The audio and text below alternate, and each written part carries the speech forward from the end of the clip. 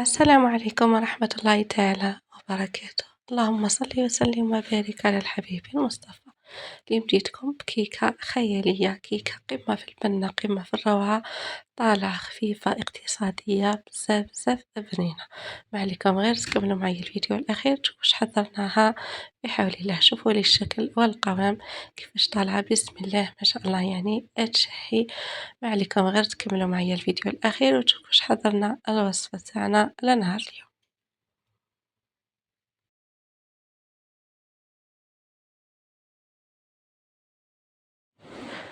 هنا في إناء عندي 4 حبات بيض، أنا عندي حبات بيض صغار، تحبوا ديروا بيض كبير ديروا 4، إذا تحبوا حتى ل5 بيضات يعني عادي.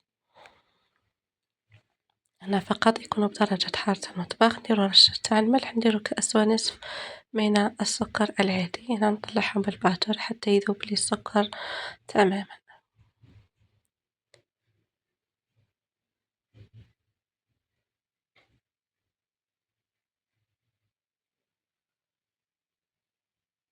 هنا بعد ما ذاب لي هذاك السكر شوف كيفاش ولا لي الخليط لون فاتح جدًا ويولي ثقيل. هنا كذلك نضيف نفس الكمية من الزيت النباتي اللي هي كأس ونصف. هنا كيما تشوفوا نديرها على عدة دفعات، ما نديروش مرة واحدة.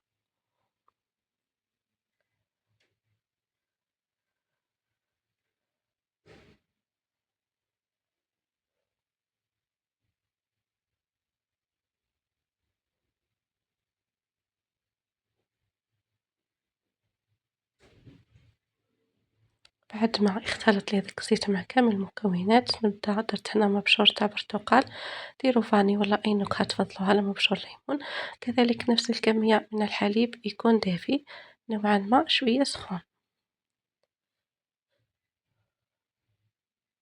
هنا الحليب يعني نديرو على دفعات كبيرة مش شرط دفعات صغيرة، ثم راح يندمج مع الخليط. هنا نبدا ندير الفرينة تاعي اللي لازم أكيد نغربلوها.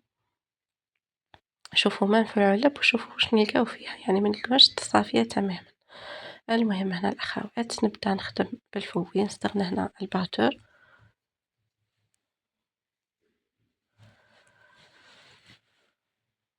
هنا نتحصلوا على قوام كيك يكون ثقيل، يعني ما نديروش الخليط تاعنا خفيف، لازم يكون نوعًا ما شوية ثقيل.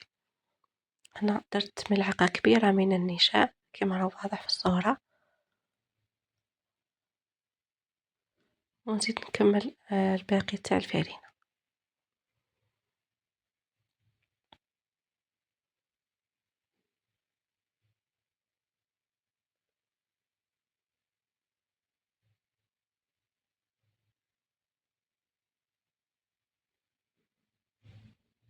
هنا نحيت شوية من الخليط تاعي، ضفت له حوالي ملعقتين من الحليب، ونضيف له ملعقة من الكاكاو البني.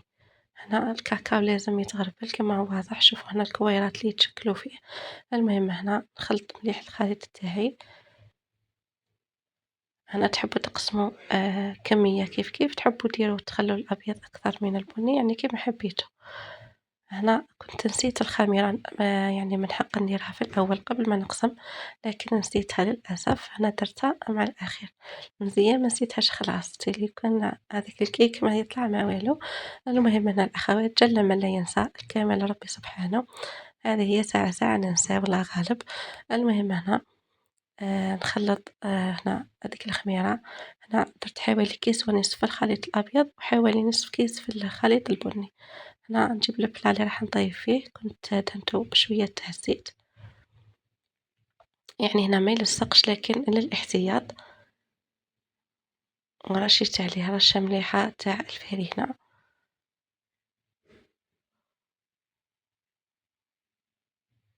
وهنا نبدأ نشكل الكيك تاعي بهذا، نديرو طبقة أولى بيضاء كما هو واضح في الصورة، من بعد نديرو هكذا ملاعق من الخليط البني، يعني ديروه بكل عشوائية، هذه هي أو كيما حبيتو ديروا.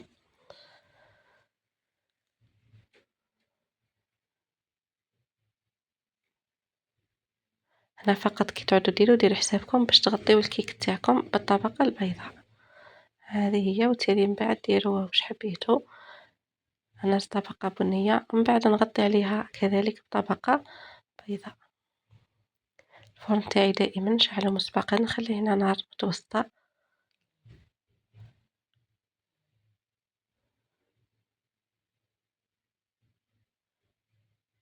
هنا الكيك تاعنا ما نطيبوش مباشرة، نخليوه يريح من 5 دقايق 10 دقايق الوقت اللي كان عندكم، من بعد طيبوه.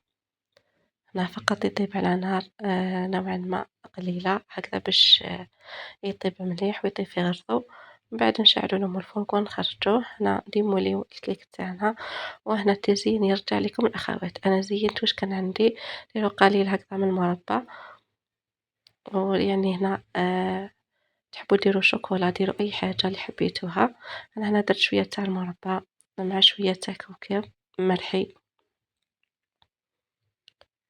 وهذه هي دائما نديروا وصفات واش عندنا يعني نديروا. هذه هي رشة مليحة هكذا من الفوق.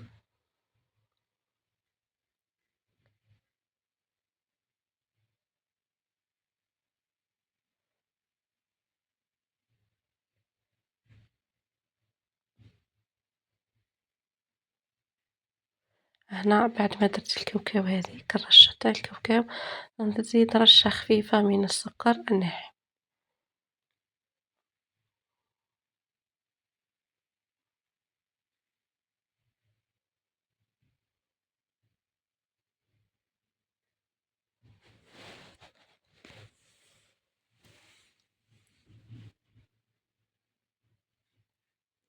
رجعنا للتقطيع تاع الكيك تاعنا، تشوفوا القطعة الأولى بسم الله ما شاء الله جات ولا أروع. صدقوني ما من الذوق تاعو جا يذوب في الفم، ذوق بزاف بنين والخفة ما شاء الله.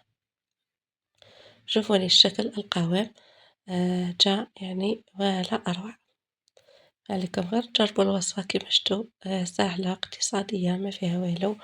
هنا البلا اللي عندكم طيبوا فيه مربع دائري مستطيل يعني اللي كان راح يفي بالغرض. اللي تحب كذلك الشكل دائري ديري في الدائري.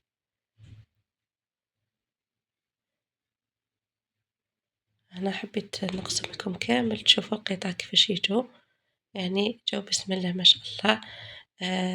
هذه هي، نتمنى الوصفات نال إعجابكم. نخليكم في أمان الله وحفظه إلى فيديو آخر عمل آخر بحول الله تعالى. متنساوش تشتركوا في القناة وتخلوا لايك للفيديو.